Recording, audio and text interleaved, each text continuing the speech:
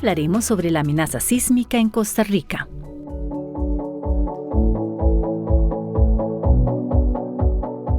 Los sismos son movimientos bruscos de la Tierra causados por la liberación de energía acumulada en las placas tectónicas. Son conocidos por su gran poder destructivo, sacudiendo el suelo con fuerza y generando ondas sísmicas que se propagan en todas direcciones. Estos fenómenos naturales han ocurrido en nuestro planeta durante millones de años y han moldeado el relieve terrestre, formando montañas y fallas geológicas. Para hablar más sobre este tema nos acompaña el ingeniero Diego Hidalgo Leiva, investigador del Laboratorio de Ingeniería Sísmica LIS de la Facultad de Ingeniería de la Universidad de Costa Rica. Diego, bienvenido a Conciencia. Muy grato tenerlo por primera vez acá y estoy completamente seguro que no será la última. Muchas gracias. Gustavo, muchas gracias por la invitación. Para mí será un gusto compartir estos minutos con usted y su audiencia en este programa que me genera mucha ilusión estar aquí hoy. Vamos a hablar de amenazas de sismos para Costa Rica. ¿Hay realmente amenaza en nuestro país? Bueno, esa es una pregunta que realmente puede parecer básica, pero es muy, muy importante y tiene que tener una respuesta muy contundente, y la respuesta es sí. Costa Rica es un país que cuando lo comparamos con otros países del planeta, podríamos decir que es un país de alta amenaza sísmica. Algunas zonas del país en el norte pueden tener una amenaza más moderada, sin embargo nos gusta decir que todo el país, es un país altamente sísmico, que tiene diferentes formas esa expresión de la amenaza. Algunas zonas será por lo que conocemos como la subducción, que es cuando la placa de Cocos está penetrando debajo de la placa de Caribe o la microplaca de Panamá, y en otras zonas la máxima amenaza vendrá de fuentes de corteza, que es cuando la parte superior de la corteza, estos primeros 30 kilómetros de profundidad, es la que se rompe. Y uno está relacionado con el otro. Probablemente sin subducción no tendríamos los efectos de corteza, porque esa deformación de la subducción es la que genera que la corteza se pliegue y genere también rupturas. Entonces uno es generado por el otro, pero son fenómenos que podemos estudiar un poquito independientes. El de subducción es un fenómeno más recurrente, que tiene una regla, digámoslo así, que sabemos más o menos que cada 50, 60, 70 años va a cumplir un ciclo, y los de corteza no son tan fáciles de predecir de alguna forma, de llevar ese ciclo de cada cuánto se van a ir rompiendo. Esto me lleva, Diego, ustedes elaboraron un mapa de riesgo sísmico y dividieron el país en 4 zonas. Asumiendo que no sabemos absolutamente nada de este tema, explíquenos cómo llegaron ustedes a determinar que hay 4 zonas diferentes, basado en qué, desde lo más básico, por favor, Diego, porque esto es de mucho interés. Claro, nosotros cuando hacemos un estudio de amenazas seguimos una metodología que llamamos en este momento clásica porque fue publicada en los años 70. Evidentemente ahora el poder computacional es totalmente diferente al de aquellas épocas, entonces podemos generar cálculos mucho más sofisticados. Pero lo que hacemos es primero tomar el país y observar cuáles son los sismos que han ocurrido en el pasado. Y cuando hablo de los sismos del pasado, hay 2 etapas. La etapa instrumental, que en Costa Rica la red sismológica tiene datos más o menos desde el año 79, y la etapa preinstrumental, donde por relatos de personas, habían personas que decían, hubo un sismo y se cayó una casa en la vecindad de X lugar. Entonces, historiadores recopilaron esa información y luego sismólogos con esa información trataron de generar una aproximación de dónde ocurrieron los sismos y qué tamaño tuvieron. Entonces, los sismos históricos datan del año de 1520 más o menos, que es el primer sismo registrado o documentado en el país. Entonces, estos sismos históricos combinados con los instrumentales, que la parte instrumental es muy importante, pero los históricos complementan los sismos grandes, nos empiezan a generar un panorama de dónde se da la sismicidad en el país. Entonces, expertos en neotectónica, que es una subespecialización de la sismología de los geólogos, dividen el país como un rompecabezas. porque habrán zonas donde hay una mayor concentración de sismos de un tipo, pueden ser sismos pequeños, otros sismos más grandes. Entonces pensemos que el país es un rompecabezas de pequeñas zonas que llamamos áreas sismogenéticas, que poseen una genética similar en sus sismos. Y ahí robamos un término de la biología, porque en realidad no es que tengan una genética per se. Una vez que tenemos esta subdivisión, entonces hacemos una predicción de cómo viajan las ondas sísmicas por la Tierra. Es decir, yo puedo tener un punto donde se da la ruptura, que llamamos el foco, el epicentro o el hipocentro, dependiendo del término que queramos usar, y tengo que tener un modelo matemático que me diga cómo se propagan esas ondas por el país. A eso se le llama un modelo de atenuación sísmica. Estos dos inputs o estas dos entradas, la sismicidad histórica y cómo se propagan las ondas por el país, me permiten entonces generar simulaciones.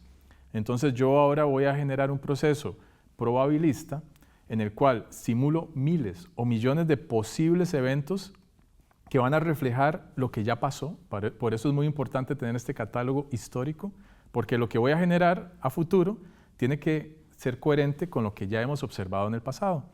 Voy a propagarlos por el país con los modelos de atenuación y entonces para cada sitio del país que yo determine, puede ser una ciudad en específico, un punto, o en el caso de este estudio, dividimos el país en más de 10.000 puntos de análisis, voy a captar todos los efectos de todos esos posibles sismos. Entonces, cuando yo hago ese estudio y tengo esta densidad de puntos, yo puedo observar patrones. Y ahí es donde dividimos el país en estas 4 zonas. Las penínsulas tienen un patrón característico de una mayor amenaza. ¿Por qué? Y el ejemplo que yo doy siempre es, si observamos de Costa Rica hacia el norte, la vertiente del Pacífico, Costa Rica es el único país que tiene penínsulas, hasta llegar a la de Baja California. Pero entonces, si vemos Nicaragua, El Salvador, Guatemala, no tienen penínsulas. Ellos están un poquito más alejados de la fosa de subducción. Costa Rica tiene estas extensiones de terreno que se acercan a la zona de subducción.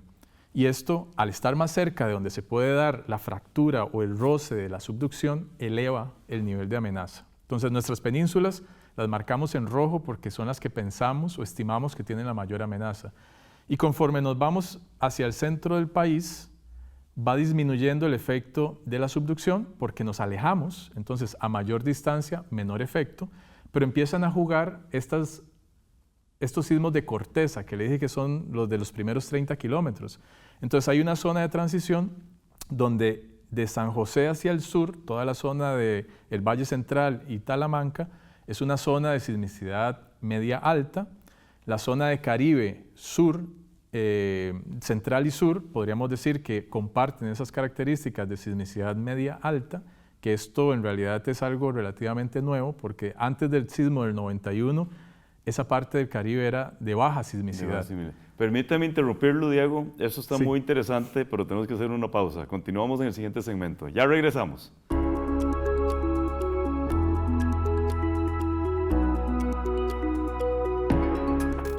El 22 de abril de 1991 ocurrió en Limón el terremoto más fuerte registrado en la historia de nuestro país, con una magnitud de 7,7 grados.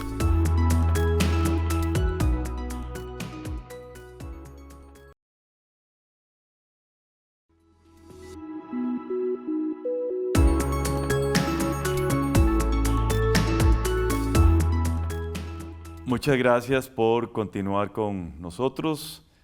Hoy estamos conversando con el ingeniero Diego Hidalgo Leiva del Laboratorio de Ingeniería Sísmica de la Facultad de Ingeniería de la Universidad de Costa Rica.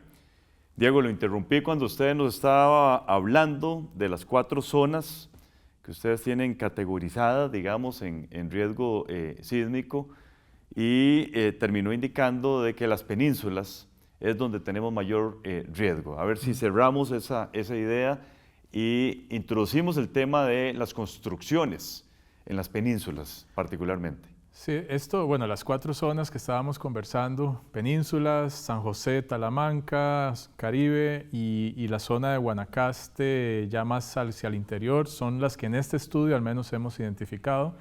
Y es muy importante indicar que esto puede cambiar en el futuro. Esto no está escrito en piedra. Hemos visto cómo estas clasificaciones o zonificaciones van variando con el tiempo. Y eso es normal porque tenemos más datos, tenemos más información y los estudios se van refinando. La ciencia básica aquí es importantísima porque si no hacemos nueva investigación sobre identificación de fallas, sobre potencial sísmico, estos estudios no pueden realmente darnos mejores predicciones. ¿Y para qué son estas predicciones al final? ¿Para qué las queremos? El impacto que tenemos sobre las construcciones tiene que ser reflejo de estas investigaciones. Entonces, cuando yo construyo una estructura en las penínsulas, no voy a decirle, no, no se puede. No, yo le voy a decir, sí se puede, pero tenemos que implementar medidas de mitigación de esa amenaza para que finalmente el riesgo sea un riesgo aceptable. El código sísmico, que para mí es la herramienta estrella que tenemos que seguir, no como un recetario, sino como una guía a nivel de ingeniería estructural y sismoresistente, nos da criterios que vienen muchos de la experiencia de sismos pasados y otro de evidencias técnico-científicas experimentales. Entonces nos va a decir, en zonas de alta sismicidad hay que proteger estos elementos y debemos de cumplir con ciertos lineamientos adicionales. El mismo edificio, si lo construyo en una zona de menor probabilidad de intensidades altas, pues no va a ser igual. Yo no puedo tomar un plano de Guanacaste e irme a construir a San Carlos, claro, porque entonces puedo estar desperdiciando recursos. Perdone que lo interrumpa, y hay una tendencia a hacer edificios cada vez más altos. ¿Eso sí se justifica? En un país como Costa Rica está empezando a justificarse, porque ¿dónde está el tema de construir edificios altos? Está en que cuando el valor del terreno empieza a ser un factor muy importante, y a veces ni siquiera el factor, el tema de precio, es la disponibilidad del terreno. Si a usted me regala un terreno y yo ahí puedo construir una casa de un piso y estoy tranquilo, genial. Pero si el valor de ese terreno, aunque sea gratis para mí, a nivel de futuro, es muy alto porque tiene una plusvalía muy alta, porque en la zona se está construyendo, yo voy a querer maximizar el área que realmente puedo extraerle a ese terreno. Entonces ahí es donde la construcción vertical tiene sentido. Lo hemos visto en Guanacaste, en Jacó, Escazú, Santa Ana y sobre todo en la Sabana. Y ahora también se está desarrollando la parte del Valle Central, aquí en Curridabat. Y va muy de la mano de planes reguladores, que ya ese es un tema más político de control de alturas y demás. Por ejemplo, en Guatemala, estuve la semana pasada, ellos están construyendo muchísimos edificios porque la ciudad se quedó pequeña.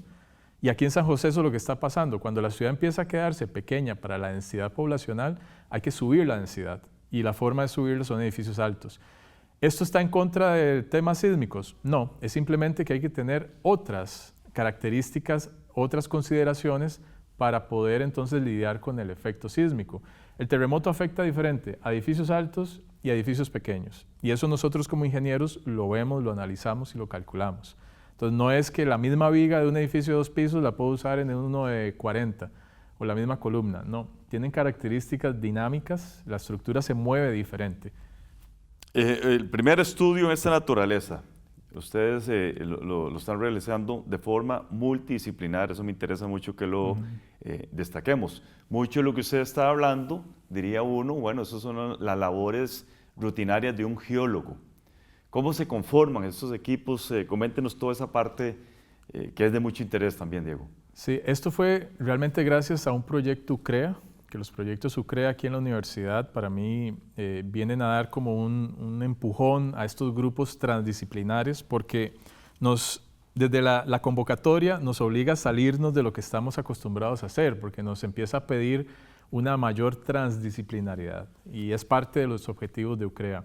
Este proyecto en particular nos combinamos, que era digamos, la parte más simbiótica, más natural, combinarse geólogos en sismología con ingenieros sísmicos, que estamos ahí traslapados más o menos en lo que hacemos, pero ellos con una óptica muchísimo más científica, nosotros con una óptica muchísimo más de resolver un problema como ingenieros, pero tenemos que combinar esos conocimientos. Pero entonces cuando conformamos este proyecto nos dimos cuenta que hacía falta gente de otras áreas de la ingeniería y de otras áreas de la geología. Y después nos interesamos muchísimo en evaluar una población porque la pregunta surgió en ¿qué hacemos todo esto que hacemos, todos estos números que hacemos y cálculos y demás, tendrá un impacto realmente en la sociedad. Entonces, con un grupo de colegas de psicología y trabajo social, abordamos una comunidad en la zona sur de corredores y empezamos a explorar la pregunta, ¿el sismo realmente les preocupa a ustedes? Con la sorpresa, entre comillas, de que el sismo no les preocupa mucho. Y esto es un poco porque el sismo ocurre muy esporádicamente, ¿verdad? Tenemos un evento en el 83 en Golfito, que es el último que ellos realmente recuerdan como un sismo intenso. Entonces habrán personas que nunca han sentido un sismo intenso en esa zona. Y si esto es como el Pedrito y el Lobo, si yo le digo, viene el sismo, pero no ocurre y no ocurre, usted deja de preocuparse. Y lo que les preocupa entonces es temas de el día a día, trabajo, seguridad, alimentación, inundaciones, que allá se inunda todos los años. Entonces hay que hacer un proceso de socialización del problema y que ellos le vean la importancia. Pero este trabajo fue muy enriquecedor. Yo aprendí muchísimo de lo que hacen en psicología y trabajo social y estoy seguro que, y me lo han dicho, que los colegas de esas áreas aprendieron muchísimo de lo que hacemos nosotros. Hay términos que usamos y los usamos diferentes. Cosas de ese tipo donde hay que de alguna manera compatibilizar lo que decimos porque nosotros tenemos un enfoque diferente y eso es lo que nos brinda una universidad como esta. Tenemos tantas áreas del saber que podemos combinar y generar soluciones muchísimo más acorde a lo que las necesidades de la población. Claro. Hagamos otra segunda pausa y viene el tema de la intensidad, de la prevención, del sismo y todo este tipo de elementos que son sumamente importantes en esta discusión, Diego. Ya regresamos con todas y todos ustedes.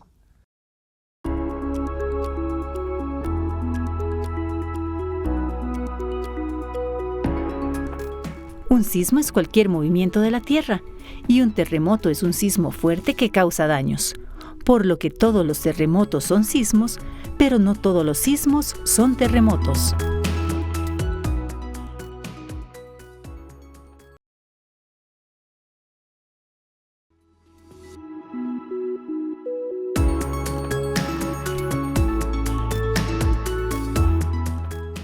Diego, le pregunté en el segmento anterior sobre cómo determinan ustedes la intensidad de un sismo que no ha ocurrido, ¿verdad? Y hablemos de las medidas preventivas que ustedes, por conocimiento científico, digamos, adquieren. Sí, bueno, a veces a nosotros nos preguntan, ¿ustedes saben cuándo va a temblar de nuevo? Y hay gente que no nos cree cuando le decimos, no sabemos. Y la verdad es que nosotros no sabemos cuándo va a volver a temblar. En algunas zonas tenemos alguna idea, alguna noción de cuándo va a ocurrir algún sismo. Pero vea, por ejemplo, Sámara, que se estimaba que iba a temblar más o menos en el año 2000 y no fue hasta el año 2012. Entonces, ¿va a volver a temblar en Sámara? Segurísimo. ¿Cuándo? 50, 60, 40, no tenemos realmente un número. Entonces, todas estas incorporaciones al quehacer nuestro nos permite calcular estas probabilidades de intensidad, que al final todo es una probabilidad. Y cuando ocurre un sismo, puede ser que lo que hayamos calculado esté por encima o por debajo. Normalmente nosotros hacemos una estimación para no quedar por debajo, sino tratar de ser conservadores sin que esto implique un costo adicional sobre las estructuras muy alto. Entonces, nosotros desde la universidad siempre hemos apoyado muchísimo, y me incluyo como parte de esta gran universidad, al Código Sísmico de Costa Rica. El Código Sísmico de Costa Rica nace en el año 73 en la Escuela de Ingeniería Civil de la Universidad de Costa Rica. 4 profesores muy reconocidos toman esta gran iniciativa un poco por miedo, porque había ocurrido el sismo de Managua del 73 y luego ocurre en Tilarán uno muy similar, y entonces la comunidad ingenieril como que se inquieta un poco de que aquí podría pasar un sismo, entonces toma la decisión de crear un código sísmico. Y en aquel momento, un estudiante brillante, don Jorge Gutiérrez, estaba haciendo su maestría en Berkeley y viene de vacaciones mientras hacía la maestría y doctorado y escribe el primer borrador del código sísmico. Ese para mí es el punto de quiebre en Costa Rica. El tener una normativa sísmica de alta calidad técnico-científica que no tenga injerencia política, que sea un grupo técnico el que la escribe sin intereses económicos, es la clave para que sea una normativa que está actualizada, que lo que busca es la prevención y la reducción del riesgo en las estructuras y proteger a la sociedad. Entonces, para mí hay que apoyar estas iniciativas donde todo se hace ad honorem, no hay realmente un pago para ningún miembro de la comisión y lo hacemos realmente con la mejor intención de apoyar y simplemente mejorar la sociedad. Hay que seguir el código sísmico, buscar a su ingeniero de confianza y que sigamos las reglas que hay en el código, que eso nos va a generar estructuras que esperamos sean seguras. El trabajo en red, en colaboración que desarrollan ustedes desde el Laboratorio de Ingeniería Sísmica, entra el OPSICORI, entra la red y también el Instituto Meteorológico. Coméntenos cómo se integran ustedes como tal y ese éxito en esa colaboración. Claro, la Comisión Nacional de Emergencias es el ente rector en el país en el tema de atención y prevención de riesgos. Entonces, nosotros como observatorios geomorfológicos, hidrometeorológicos, lo que hacemos es generar una serie de estudios y de datos que pueden ser aplicados por la Comisión Nacional de Emergencias para la toma de decisiones. Pueden ser para prevención o para atención de la emergencia. No solamente para atención. Hay unos datos que son muy reactivos cuando después de un sismo damos valores, eso es para que reaccionen, pero también podemos generar mucha prevención.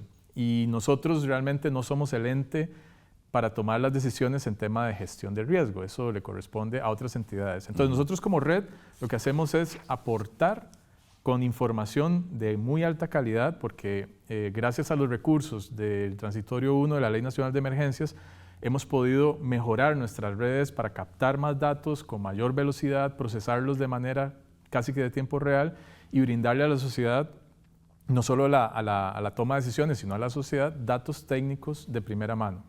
Entonces, ese es el trabajo que nosotros hacemos desde la universidad, brindar esta información para que los tomadores de decisiones tengan datos de muy alta calidad.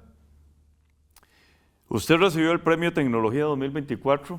Se le otorgó a inicios de este año, casualmente por sus logros en predecir el nivel de daño sobre inmuebles ante sismos. Diego, ¿qué significa esto para usted, propiamente dicho? Sí, bueno, súper orgulloso, muy orgulloso. Realmente es un premio que a veces yo he sentido que se espera en las personas un poco hacia el final. Yo lo he recibido un poco joven, o eso me han dicho, ya no me considero tan joven, pero bueno, un poco joven. Entonces para mí marca un hito a partir del cual hay que seguir construyendo muchísima resiliencia en este país, muchísimos aportes científicos en mis líneas de investigación. Y ese es mi compromiso, seguir trabajando. Pero al mismo tiempo creo que reconoce, y lo he dicho así en muchas entrevistas, reconoce un trabajo de muchas generaciones, ¿verdad? Le comentaba que desde el año 70 profesores de la Escuela de Ingeniería Civil fueron visionarios y transformaron entonces la ingeniería sísmica del país. Y es un grupo de personas, realmente son muchas personas detrás de estas investigaciones con las cuales he obtenido el reconocimiento. Sin mis profesores y sin los profesores de mis profesores, realmente no podríamos llegar a aportar lo que estamos haciendo hoy. Tenemos herramientas computacionales, redes de monitoreo que nos generan información de primerísima calidad y la oportunidad de trabajar. Aquí en la universidad tenemos la dicha, digo yo, de que podemos proponer proyectos de investigación y podemos desarrollarlos. El tema de los recursos, más o menos, hay que irlos lidiando, ese es un tema del día a día, pero a nivel de la idea podemos realmente proponer cosas innovadoras sin tener un tema político de por medio. Tenemos la libertad de proponer nuevas cosas y aventurarnos en cosas que en otros lugares no podríamos desarrollarlos. Diego, de parte de todo el equipo de Conciencia, muchísimas felicidades, más éxitos para usted y desde luego a todo el equipo que está haciendo este extraordinario aporte a la sociedad costarricense. Muchísimas gracias. Y no descarto invitarlo nuevamente para que hablemos de otros temas de mucho interés en el área de sismología. Con muchísimo gusto, aquí estaré. Muchas gracias. Muy amable. Gracias también a todas y todos ustedes. Continúen con la programación de Canal 15 UCR, no sin antes ver nuestra sección Conceptos. Hola, gracias por acompañarnos en este espacio que hemos llamado Conceptos. Soy Catalina Lao y voy a definir lo que dijo nuestro invitado aquí. Un rompecabezas de pequeñas zonas que llamamos áreas sismogenéticas, que poseen una genética similar en sus sismos. La genética es el estudio de la herencia, el proceso en el cual una persona le transmite ciertos genes a su descendencia. Como señala el investigador, este es un concepto tomado de la biología y adaptado al estudio de la ingeniería sísmica. Aquí, el concepto de áreas sismogenéticas sirve para definir aquellas zonas del país que comparten ciertos rasgos o características en su actividad sísmica. Además, nuestro invitado también usó este término. El proyecto Sucrea aquí en la universidad para mí vienen a dar como un empujón a estos grupos transdisciplinares porque la transdisciplinariedad es un enfoque que integra conocimientos de distintas disciplinas para crear un nuevo marco de referencia o un nuevo nivel de conocimiento. En lugar de ver cada tema por separado, se combinan ideas para encontrar soluciones nuevas y más efectivas para los problemas de manera más completa. Como señala el investigador, en la UCR se busca generar grupos de trabajo que integren disciplinas como la ingeniería, la geología y las ciencias sociales para poder ofrecer respuestas más integrales a la sociedad. Estos fueron los conceptos del día de hoy. Muchas gracias por habernos acompañado y les espero en el próximo programa de Conciencia para seguir definiendo más palabras. Recuerden que pueden seguirnos por nuestras páginas de Facebook y YouTube. ¡Hasta la próxima!